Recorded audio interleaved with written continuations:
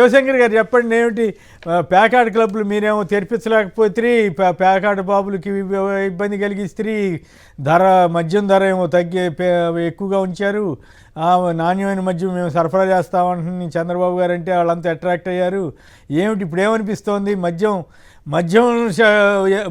ఏమంటారు, మద్యం బాబులంతా హుషారుగా ఉన్నారా, లేదు ధర తగ్గలేదని బాధతో ఉన్నారా? ఇంకోవైపు ఏమో స్కూళ్ళు మూతపడుతుంటే ప్యాకాట్ క్లబ్బులు తెరుచుకునే పరిస్థితి ఆంధ్రప్రదేశ్లో.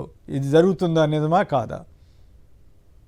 అక్షరాల సత్యం సార్. ఇక్కడ మీరు చెప్పినటువంటి వాటి కానీ సాక్షాత్తు అనంతపురం అర్బన్ ఎమ్మెల్యే మాట్లాడుతూ 4 సంవత్సరాల నుంచి 5 సంవత్సరాల నుంచి బ్యాన్ చేశారు ఈ పేకాట క్లబ్లంతా కూడాను, అది ఓపెన్ చేయిస్తాను ముఖ్యమంత్రి గారితో మాట్లాడి రాష్ట్రం అంతా ఓపెన్ చేయబోతున్నాం అనేటువంటి చెప్తా ఉంటే ఎంత దారుణమైన పరిస్థితులు అంటే, ఇది పేకాట ఆడడానికి లేకపోతే అరాచకాలు చేయడానికి, బాలికల మీద అత్యాచారాలు చేయడానికి, ఆ మద్యాన్ని ప్రోత్సహించడానికి ఈ విధంగా వాళ్ళు ఫోకస్ పెడతా ఉన్నారంటే వాళ్ళ యొక్క లక్ష్యం ఏంటో మనం అర్థం చేసుకోవచ్చు.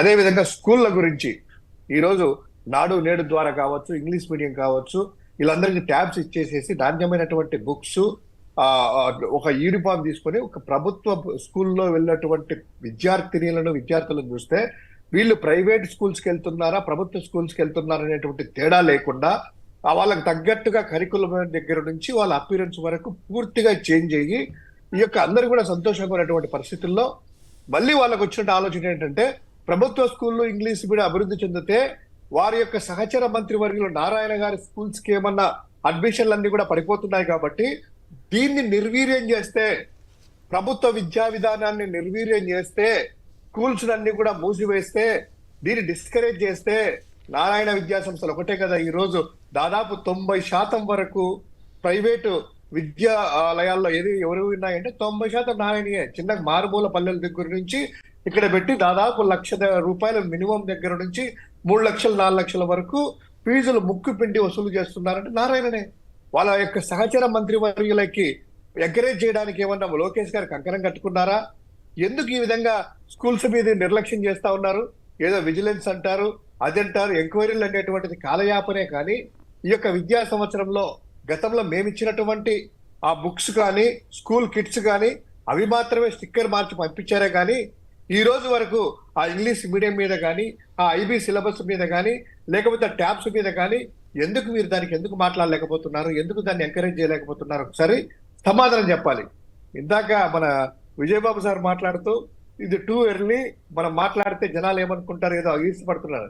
అక్షరాలు ఆయన చెప్పినటువంటి సత్యమైనా కూడాను ఒక మేధావిగా, ఇంటలెక్చువల్ గా వారు కానీ, జర్నలిస్ట్ గా మీరు కానీ తటస్థంగా ఉన్నా కూడా మాకు ప్రజలు అనేటువంటిది ఈ యొక్క ప్రభుత్వమో ఈ యొక్క వీళ్ళు స్పీకర్ మాకు ప్రతిపక్ష బాధ్యత ఇవ్వకపోయినా గుర్తించకపోయినా రాష్ట్ర ప్రజలు 40% వరకు మాకు ఓట్లు వేశారు, 40% వరకు మాతో ఉన్నారు. కాబట్టి వారి బాగోగులు చూసేసి ఈ రోజు నుంచి మేము గలం విప్పాల్సినటువంటి ఆవశ్యకత ఉంది.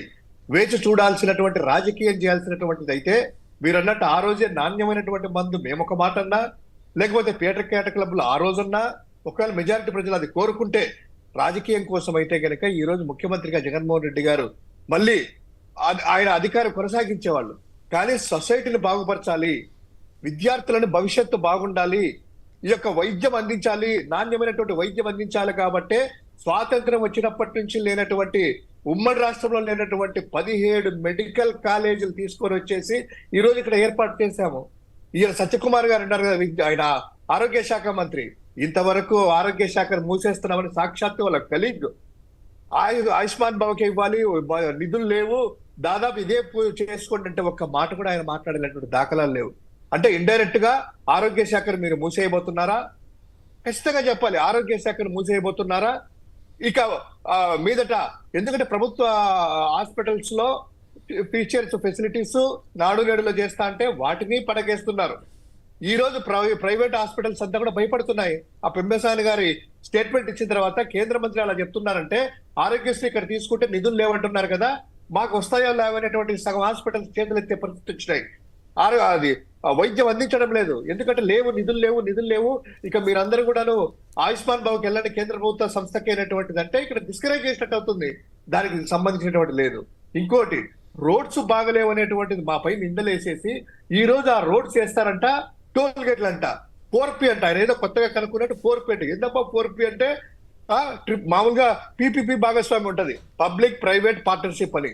దీనికి పబ్లిక్ అంటేనే ప్రజలు, దీనికి మళ్ళా ఇంకోటి తీసుకొని వచ్చేసేసి పబ్లిక్ ప్రైవేట్ పీపుల్ పార్ట్నర్షిప్ అంట, 4P అంట పెట్టి దానిలో భాగంగా టోల్ గేట్లు రోడ్లు వేస్తారంట.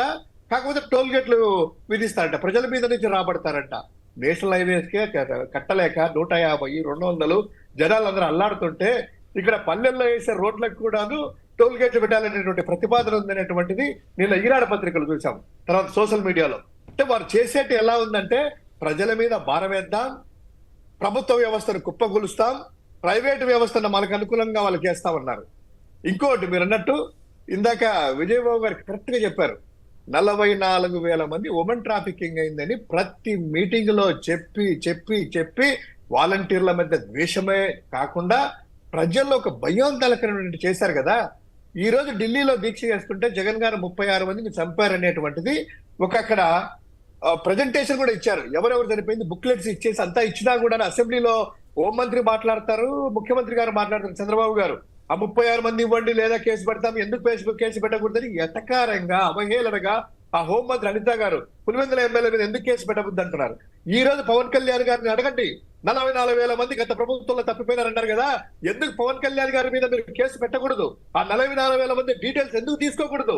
36 మందికి సాక్ష్యాలు చూపించడం మీరు మా మీదకి వస్తున్నారు కదా, 44,000 మంది తప్పిపోయినారనేటువంటిది ఆ డేటా ఆ పిఠాపురం ఎమ్మెల్యే గారికి ఎందుకు మీరు ఇవ్వరు? ఎందుకు నోటీసులు ఇవ్వరు? ఎందుకు ఆయన అరెస్ట్ చేయకూడదు? ఎందుకు ఆయన మీద కేసు పెట్టకూడదు?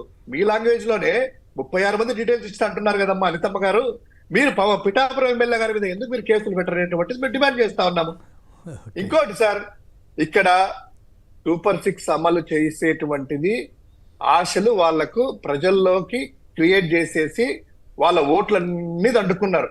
జగన్ గారి మీద వ్యతిరేకత ఓట్లు వేయలేదు, ఆశపడి ఏదో 15,000 వస్తుంది కదా, చంద్రబాబు గారు వస్తే ముగ్గురు పిల్లలు 45,000 వస్తుంది అనేసి వేలంపాట పాడారు, నీకు 15,000 నీకు 15,000. ఇప్పుడు అసలు మోసం వచ్చినట్లా? ఇప్పుడు దీన్ని బట్టి అసలు మోసం వచ్చినట్లా లేకపోతే నిజంగానే ఇచ్చే అవకాశం ఉందా? అసలు మీకేమనిపిస్తోంది? ప్రజలు కూడా పెద్దగా మాకు అక్కర్లేదులేని డబ్బులు అక్కర్లేదులేని చెప్పే పరిస్థితి తీసుకొచ్చారా? టీచర్ల సంఘాల వాళ్ళు అవన్నీ అక్కర్లేదని అంటున్నారని చెప్పి నిన్న మొన్న వార్తలు కూడా రాశారు కదా.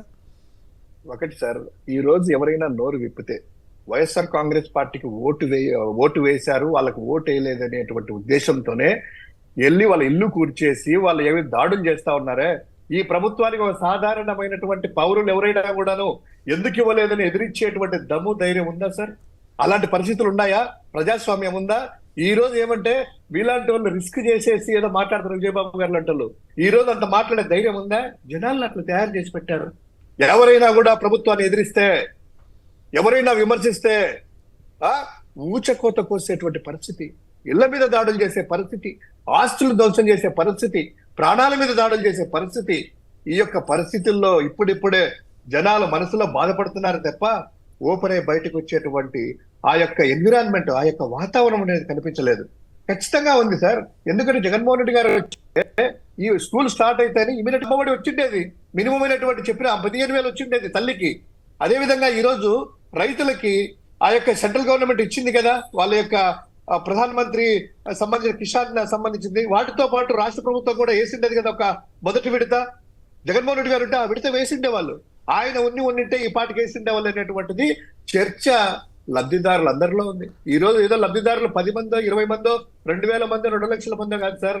ఈ రోజు ఉన్నటువంటి ఆంధ్రప్రదేశ్ లో లబ్ధిదారులు దాదాపు 48 లక్షల మంది తల్లులు ఉన్నారు.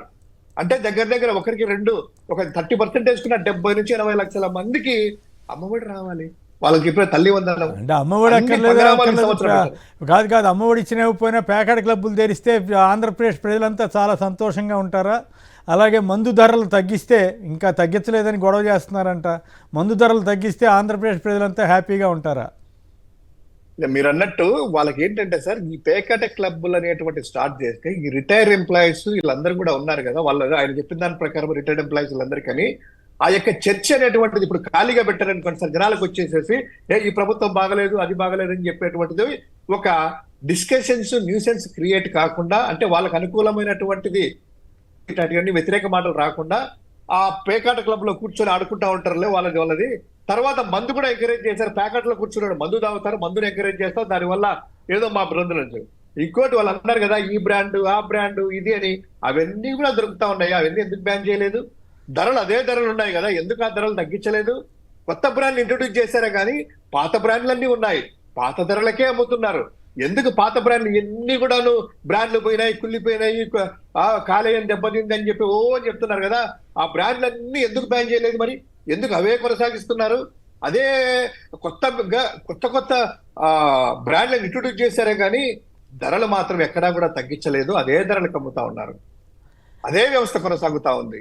అంటే ఏం లేదు, మసి చేసి మారేడుకాయ పూసి జగన్మోహన్ రెడ్డి గారి మీద అబద్ధాలు ఆడేసేసి ఈ రోజు అయ్యా రాష్ట్రం అంతా ఇట్టుందే చూస్తున్న అసెంబ్లీలో ఆయన చెప్తున్నాడు, 2/6 అని ఇట్లా పైకి చూసేసి భయం వేస్తా ఉంది అంట. ఆ రోజు మీ ఈనాడు అదే చెప్పారు కదా, మేమిచ్చిన పథకాలకే మీ ఈనాడు మీరే కదా శ్రీలంక అయిపోతుందని, అప్పులు చేశారు, అప్పులు ఎంత అయిపోయింది, రాష్ట్రం అంతా దేశంలో ప్రపంచంలో దివాలా తీస్తుందని మీరే అన్నారు కదా, మీరే 14 లక్షల కోట్లు అప్పు అన్నారు కదా, మీరే 10 లక్షల కోట్లు అప్పు అన్నారు కదా, మీ కేంద్ర ఆర్థిక మంత్రి 4 లక్షల కోట్లు అన్నారు కదా. అంటే మీరు భయాందోళన సిచ్యువేషన్ ఉందని ప్రజల్లో చెప్పారు కదా, తెలిసే మళ్ళా ఏమంటారు, నేను సంపద సృష్టిస్తా. ఏం సంపద సార్? మంగళవారం వచ్చే లోపల అప్పు క్రియేట్ చేయడమా?